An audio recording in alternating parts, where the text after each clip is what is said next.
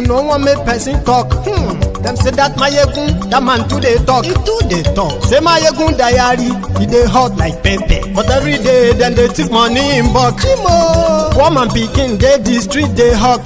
Still them talk say make we no talk. But thank God say Mayegun don't come. So my people make you laugh. Oh yo yo, Mayegun don't come. Oh yo yo, and people make you shout. Oh yo yo, Mayegun don't come. Oh yo yo.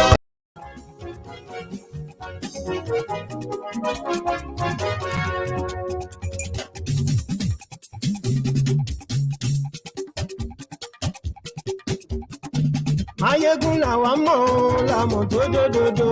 Mayegun diary, Mayegun number one. Mayegun làwa mọ̀ làmọ̀ tó dòdòdò. Mayegun diary, Mayegun number one. Mayegun ti dé o, ọ̀rẹ́ ará ìlú. Mayegun diary, Mayegun number one. Lórí Facebook, lórí YouTube. Mayegun diary, Mayegun number one. Gbogbo bó ṣe ń lọ ni Mayegun já wa sí. Mayegun diary, Mayegun number one. Àṣírí ọ̀jẹ̀lú kì í bò níbẹ̀ o. Mayegun diary, Mayegun number one. Bó bá ṣe eré, àní Mayegun máa wí. Mayegun diary, Mayegun number one. Ó sì tún ṣe eré, wàá gbọ́ níbẹ̀ o. Mayegun diary. Good morning, good afternoon, good evening to you from wherever you are watching from. This is Mayegun live. And thanks so much for joining me again tonight. So share the broadcast, invite your friends. We have some history lesson to take.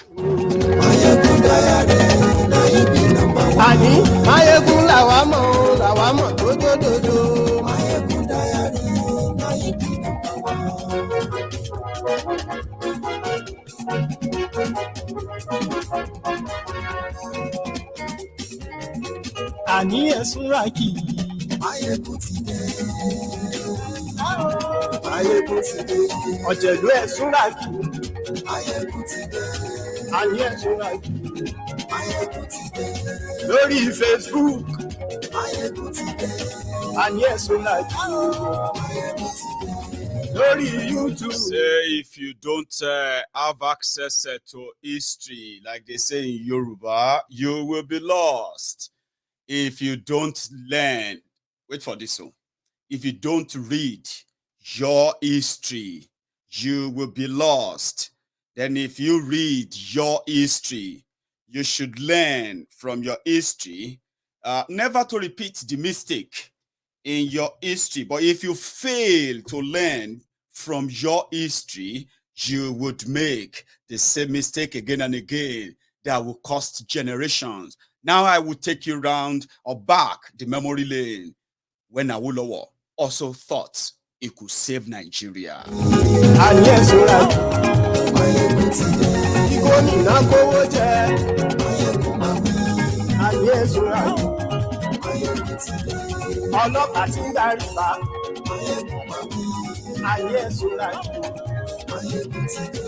Aṣòfin tí ń rúfin òun. Just before we settle down, right?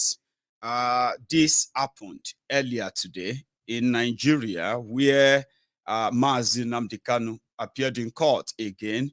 And justice, as we saw it, denied as well. Just a clip from the courtroom today.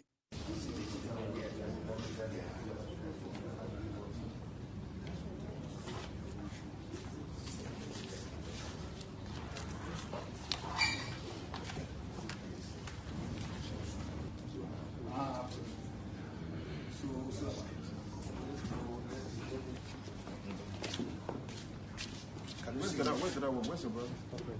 Okay, he didn't come today. He didn't come today. I've done more than enough. Okay.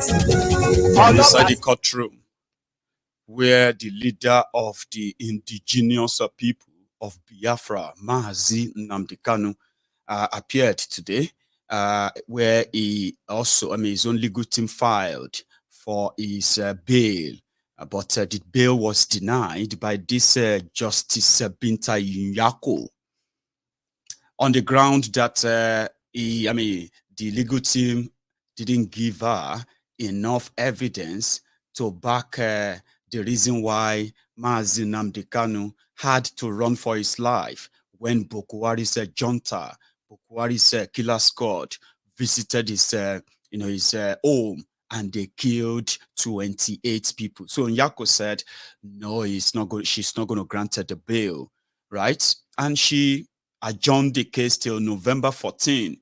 That's going to be another, how many months? That's going to be another 5 solid months. Yes, that is what they do. They accused him of insulting Nigeria, abusing Buhari, and that is why he had to be locked up legally. The political class who have now escalated insecurity in eastern Nigeria, they have cashed in on this, right, to blame the same man that they have locked up illegally. Now, whatever you want to see it as, self-determination, as it remains all over the world, right, is your right. It is your fundamental human right that you can exercise anytime without any kind of infringement, but not in Nigeria. But despite all of this illegality, Nnamdi Kanu still dropped this message, especially to the IPOB faithfuls. I'm disappointed. No, not at all. What should I do? It's what we expect to have. But I want our people to be very calm. I want Biafra land to be calm and peaceful. Calm and very, very peaceful. We are fighting to defend our people, not to kill them. Yes. We are fighting to defend them. That's why I'm here. Yes. I will continue to do so until we get victory. By the special grace of God. No matter what they tell you in your media in Nigeria, or no matter the lies that all these paid acts, media acts, spreading, the real fact is that in their courtroom, your government in Nigeria is afraid to even present their own evidence against the man that they have told you is probably the reason why you currently have no fuel in Nigeria, the reason why your national grid is collapsing, the reason why your Naira is collapsing, is crashing, the reasons why Nigeria is in deep hole as we speak. They demonize him, they tell you a lot of things. But guess what? He is resolute. And no matter whatever long it takes, always remember this. He is not a coward. It is your courtroom. Bring you made the allegations. Bring your own evidence into your own courtroom. You have your own judges. Just bring your own evidence and stop postponing, adjourning. Who does that? Only in Nigeria, where they would love to delay justice and at the same time deny it. You are seeing it. Until you find yourself in that same hole, you probably would never understand. And he appealed to the to the IPOB faithfuls that do not let yourself be pushed into violence, because that's what they wanted. Is there, and however long it takes them, he knows they will eventually have to let you go. When I say that, there are so many precedent and antecedent towards this that you should begin to pay attention to. The reasons why this younger generation need to know what happened during your own grandparents' time. If you are from any part, as you are a part of Nigeria today, you should know your history, everything they have fed you, especially everything they have fed you with since 1999. Those of you who were born around that time, they have been pure lies, and you are living that lie today. But you should know better in order for you to make the right decisions about your future. Your future is yours. And wherever you want it to be is where it's going to be. But if you have no idea, your future will be taken from you by the rogues who lied to you. So history.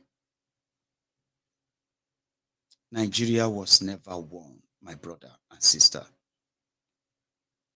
Nigeria is never one Nigeria. It's always been many Nigerias. And in order to make it official enough, we had the western region, we had the eastern region, we had the northern region, then we later had the midwestern region. These were the kind of demographic identity given to different nations who make up what is today's Nigeria, which you watching me right now primarily can tell which nation you come from. I'm a Yoruba man, an Ijebu man. From the old Western region, when we had the old Western region government, at the time it was purely Yorubas for Yoruba. But the politics of the old, which is quite rearing itself today, has shown that every effort to try to say you want to replicate whatever thing you are doing in your own region nationwide will be rebuffed and comes with its own consequences. Chief Obafemi Awolowo painted a picture of why everything you witness in Nigeria today, the underdevelopment, the corruption, the religion fanaticism, the religion violence, and all manner of crime you witness today, they are deliberate. They are not coincidental. The political, the political abracadabra, the political division, the corruption in the politics, the unpatriotism you have witnessed in those who claim to, who should be patriotic, so to say. I mean, considering the opportunity that they have been given, at least among others, in that same contraption for years, but they choose never to be patriotic. All of that are deliberate. And you see, when something is deliberate, it is always better to be precise when you are dealing with it. You should never be dilly-dallying. You should never be politically correct. And that's something that puts many of us at the center of the whole thing. Like, you are so blunt. Yes, you should be. Because once you know what it is, the right thing to do is to be what? To be precise when you are dissecting it. And that's exactly what we're going to do. Or we have been doing, by the way. And we will continue to be doing. Education is so important. Awolowo invested a lot in it. In fact, he saw the future. He said, if you want the people to have the standard income in their lives, you must educate them. Education varies. There are technical education, there are other, you know what I mean? But you must educate the citizens if you want them to live or lead a standard life. Education. And that gave us a edge as Yoruba people from Western region in Nigeria. Then it indeed gave us a edge. Awolowo thought it was winning, it was doing fine. 1959, when they said independence was coming, which simply means those who were ruling their regions could now be part of a national, something called a National Assembly, sort of like the Parliament of the UK, where all the political parties from all parts of the UK, the regions, will converge to discuss what primarily concerned them and their constituencies. Then secondarily, what concerns the entire country, which is what they now make a decision. Okay, entire country, okay, what should we do? Defense, this and that. That was what we had. Awolowo thought it could be the first prime minister or the first president of Nigeria. I read the whole thing and I read Chief Obafemi Awolowo's own memo. I'll read them to you right now. I'll read some of them in part to you. Why my presidential ambitions failed He tried just a year before the independence of Nigeria. And what happened? I'll tell you. This is where he elaborated that the reasons why the northern Nigeria is backward is because the northern Nigeria elites, the politicians, their cleric, the elite, all of them, they wanted it to be like that. Awolowo wrote it down. He wanted to be president of Nigeria, the first prime minister or whatever of Nigeria. And do you know what you had to sell? A very good program that is changing lives of the people in the western region of Nigeria. When Awolowo was the premier of the western region, Ahmadu Bello was the premier of the northern region. He was a god. I'm not joking. Go and read about him. He was a god. He doesn't go out. He doesn't go out to campaign. Because of the poor education in northern Nigeria, which was so deliberate, the people had to wait and rely on the directive of their emirs, the directive of their politicians on what to do even during elections. So Awolowo thought that wasn't good. For a country that is about to gain independence, this is bad.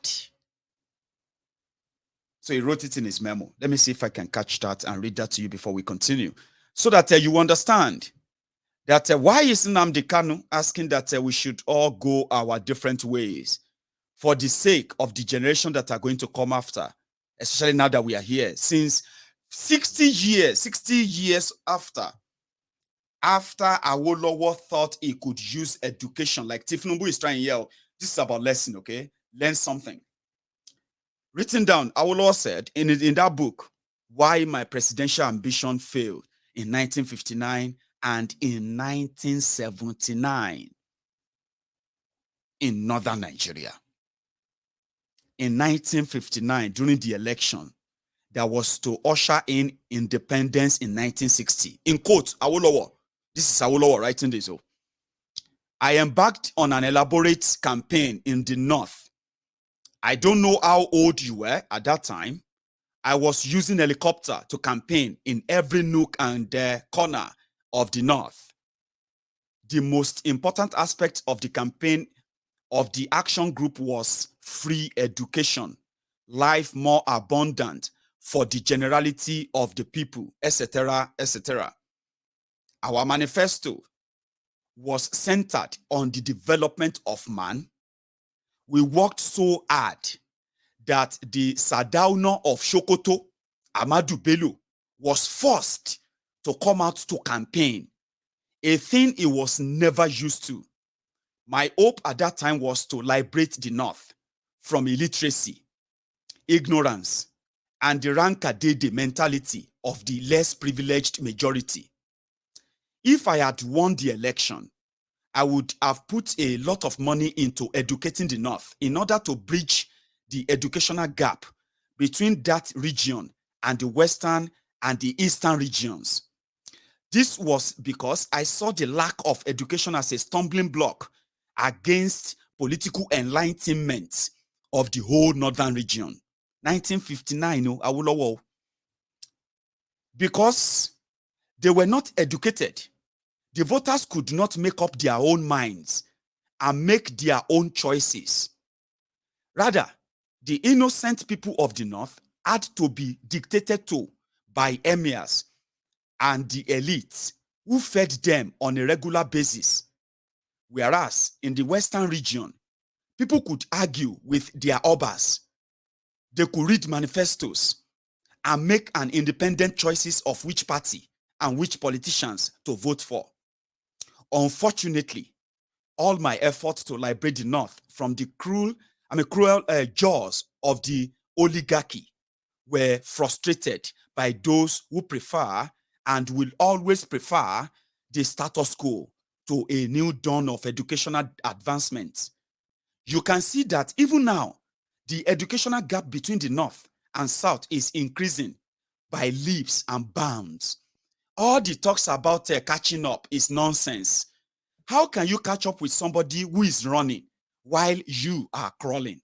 Awolowo. But I think that sooner than later, the leaders of the North will see the repercussions of their selfishness and carelessness in their attitude towards Western education. But the time will be too late. And if they don't regret it or blame themselves for lack of foresight, the northern youth may ask their leaders some questions when they see the rate of development that goes with education in many parts of southern Nigeria.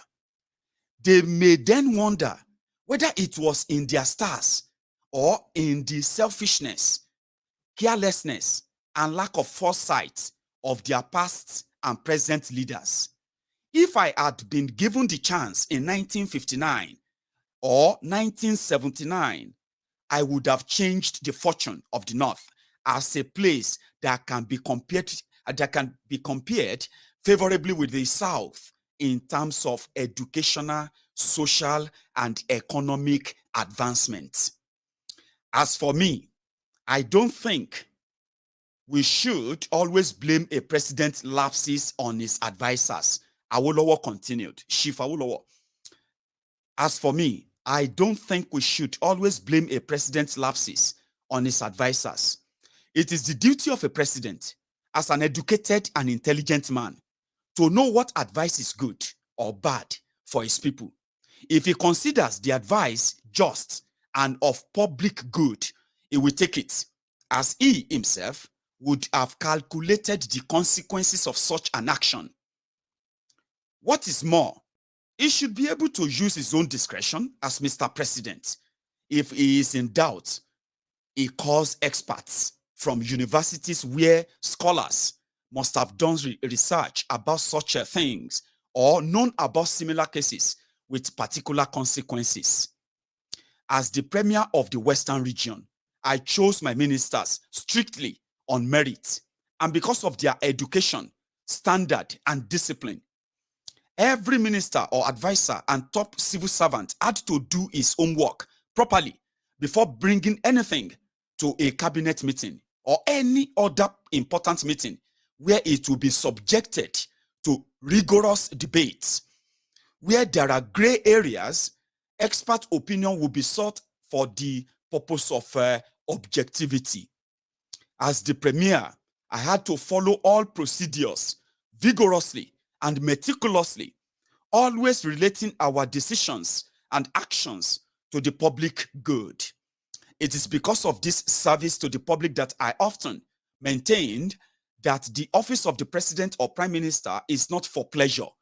Unfortunately, in Nigeria, it looks as if the office of the president, minister, or advisor is for pleasure, like dining and wining and carousing with women of easy virtue, both at home and abroad. Off quote, Chief Obafemi Awolowo, the sage, in one of his memo, why he could not, or why the northern Nigeria, the underdevelopment there, the religious fanaticism there, everything that has dragged Nigeria down to this day from northern Nigeria, they are not coincidences. They were deliberate. So when you see Awolowo, you see Chief Awolowo's caliber of politician are the type that were called real Yorubas. I'm talking about the real people who are the interest of the Yorubas at heart, for real. And there are records to back that up.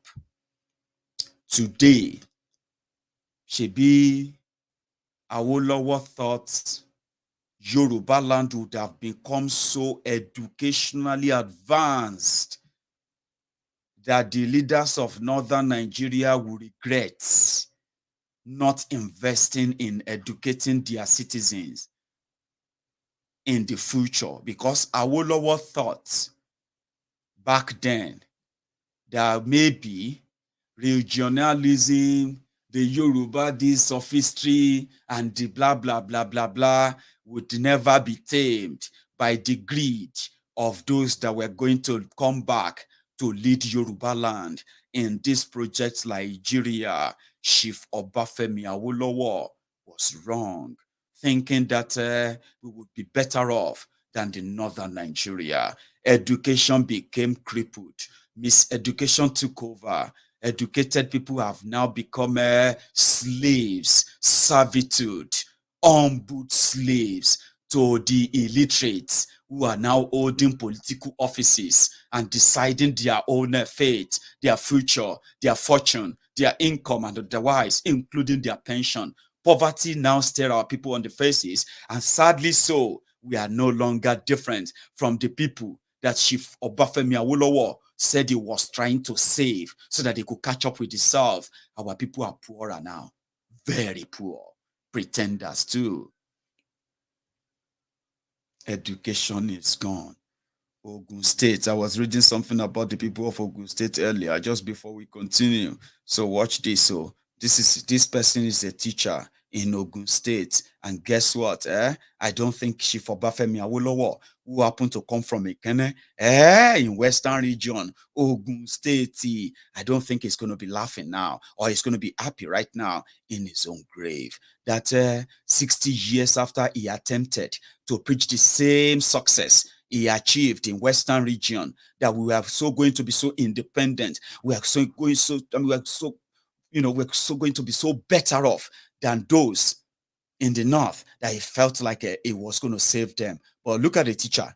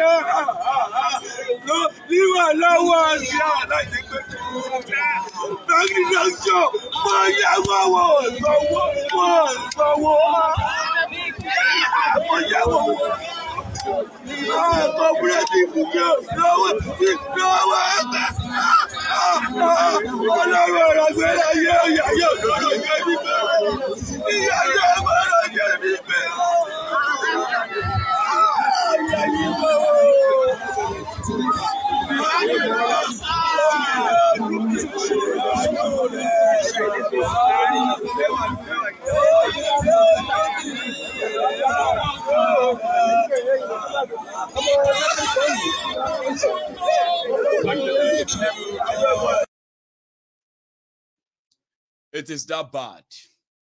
They are crying because they've not paid they've not paid their salaries. They've not paid all their deductions for 8 years that they should be remitting. Government deduct their money from their salary. They make some deductions, and they were supposed to be remitting this money with another agency that will allow them to have access to some extra income, soft loans, and others to help them at least augment any kind of a financial difficulty somebody who is working for government. Some of them have not received those remittances for the past 8 years. Some of them have not received their promotions or promotion examination in the past 5 years. Some of them have not, it's so terrible, right? And they are teachers in Ogun State, and it's the same all over Nigeria. Seriously, no joke. And they will tell them, just like somebody told me, the same treatment for all those who also served Nigerians and they are now retired, and they call them pensioners, right? So somebody told me a story. I said, in Lagos, pensioners were protesting and they went to Alausa. Tifnumbu was the president then. So when they got to Alausa, and they managed to force Tifnumbu out as the governor, when he came out and he saw them, he was like,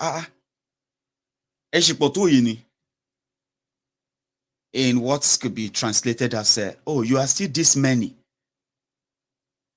So many of you have not died, pensioners. So you are still this many, that we are still like pensioners, unpaid pensioners.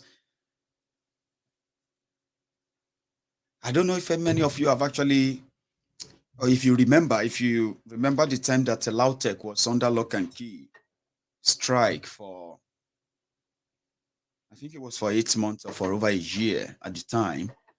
And the person who happened to be the visiting, what's it call them again? Is it visiting chancellor? Not vice chancellor, but the chancellor. for Ladoke Akintola Lautech, Ladoke Akintola University. It was Steve Numbu.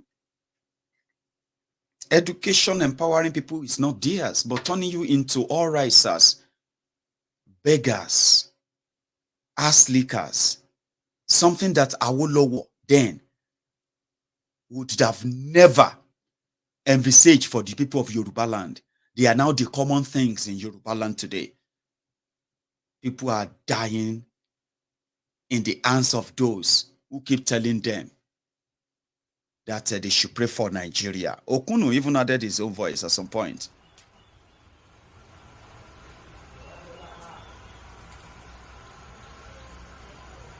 Kò bẹ́ẹ̀ ní lára láàárọ̀ yìí.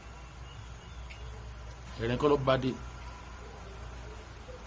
Tí a bá ń wòran tá a bá sọ̀rọ̀ tá a kàn dákẹ́, a fẹ́ kó bàjẹ́ ni o. Ayé Nàìjíríà ti bàjẹ́ gan o.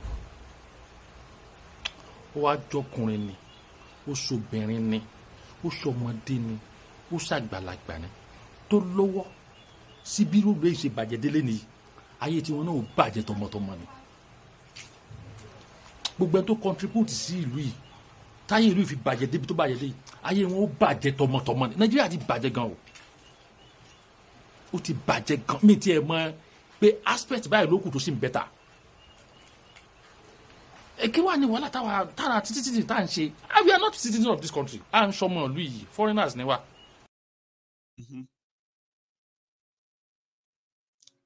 That's the reality, but people lie to themselves because of the peanuts that these rogues are offering them. Let's go back to Ogun State, where Eleyi of Ogun State, a Yoruba man, a Yoruba governor in a Yoruba state, is dealing with the Yoruba teachers who are supposed to be teaching the Yoruba children in a contraption called Nigeria. And guess what? He's going for the second term. Just relax and listen to this. Just a pimp into what is going on.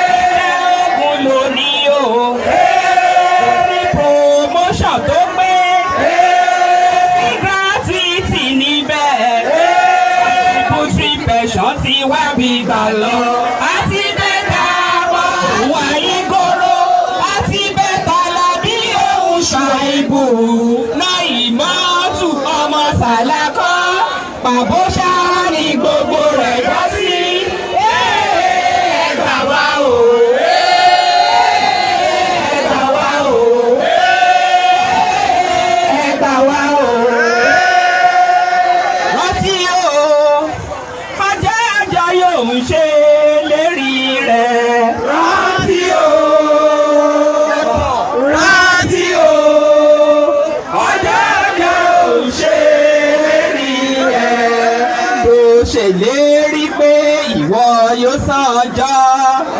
Bẹ́ẹ̀ni olówó òṣìṣẹ́ a máa wá déédéé. Bẹ́ẹ̀ni òdì òní jẹ́ òṣìṣẹ́ lówó. Bẹ́ẹ̀ni ogún òṣìṣẹ́ màmá ti gbẹ tán. Bẹ́ẹ̀ni ìnira yìí máa pọ̀jù lápọ̀jù. Bẹ́ẹ̀ni ojú wa ṣòmí gbére. Ojú wa ṣòmí gbére. Yéèpà Mr. Gómìnà la fẹ́ rí. Ọmọ Abíọ́dún mà la fẹ́ rí. Ọmọ bàbá tíṣà kan la fẹ́ rí. Ọ̀rọ̀ ìpínlẹ̀ Ògùn yìí mà tún fojú sú mi. Contributory pension ti ẹ máa gbọ́ ẹ jẹ́ tuntun kan. Yé Abíọ́dún mà la fẹ́ rí. Ọmọ bàbá tíṣà gangan la fẹ́ rí. Ọ̀rọ̀ ìpínlẹ̀ oògùn yìí mà tójú sú mi. Contributing pressure ti wọ gòǹgbé. Promotion ti wọ gòǹgbé. Gratuity mà ti wọ gòǹgbé. Owó cooperative ti wọ gòǹgbé. Owó pension mà ti wọ gòǹgbé. Oògùn òṣìṣẹ́ bàbá ti pẹ́ tán. Ojú wa ń ṣomi kéré. Ojú wa ń ṣomi kéré. Though I didn't play that video because I wanted you to pity them. No, no, no, no. Don't pity anybody, any one of them. There's no pity. This is not a pity party. Like I said, if you don't learn from history, you are bound to repeat the same. The impoverishment of our people, which is now the opposite of what Chief Obafemi Awolowo envisaged or envisioned at the time when he thought he could rescue the North and then save Nigeria. And you saw how that panned out. He discovered that the owners of Nigeria, they were not interested in any of such a human development. And when you now see, when you now look into what happened back then, that history, and you bring that part of that history out, and then you look at the characters parading themselves as the political class, especially in Yoruba land, today, it is in total contrast with such a vision. Today is about let's give them food because they have intentionally made you poor, starting with your education, staggered education year, disrupted education terms, disrupted, adulterated education curriculum, things that completely miseducate you in order for you to end up as useless as possible, to make you end up as a statistic. It is deliberate. What you are witnessing in Yoruba land today is deliberate. Now, look at that. The teachers in Ogun State have gone on indefinite strike. Their money are not paid. Politicians are buying houses. Politicians are buying titles. Politicians are they're spending, billions of money on projects on how to actually steal more money. So therefore, what's going to happen? The standard of life of the teachers are falling completely flat. So as a teacher, you don't lead the normal life that you can say, oh, I'm a teacher. No, no, no, no. When they say you're a teacher, people have to actually feel sorry for you.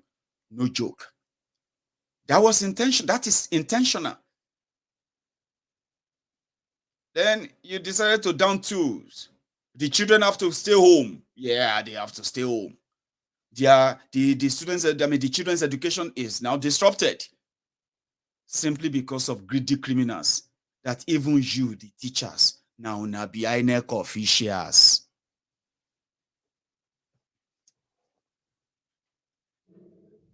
That's why I said don't pity them.